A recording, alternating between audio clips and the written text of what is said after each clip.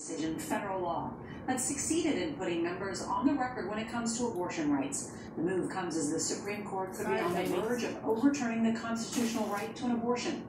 Here's CBS's Nicole Killian.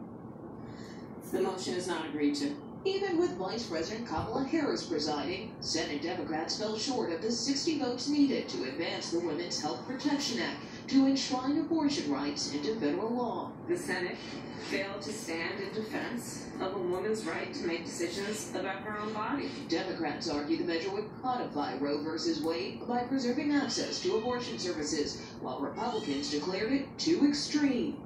When I said this was a 5-alarm fire, I meant it. I'm being called a radical extremist because I believe she's valuable. West Virginia Senator Joe Manchin was the only Democrat to side with Republicans against the legislation. We should not be dividing this country further. House Democrats walked over to the Senate chamber for the vote. Protests have intensified. No, it's not. Following the Supreme Court's leaked It's not a human right. Including outside of the High Court and some justices' homes.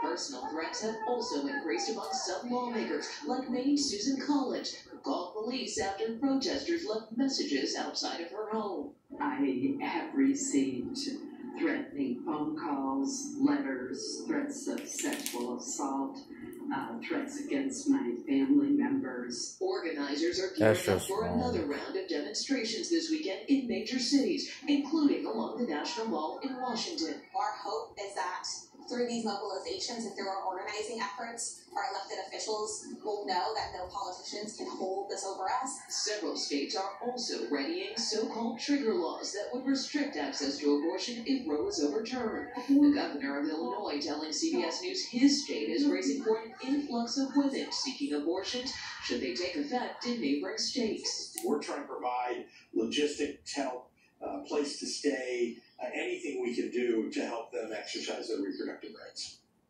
Tonight, the Attorney General has directed the U.S. Marshals to ensure the justice's safety, and he's being briefed on security around the Supreme Court. CBS News has also learned that state and local law enforcement agencies remain on high alert.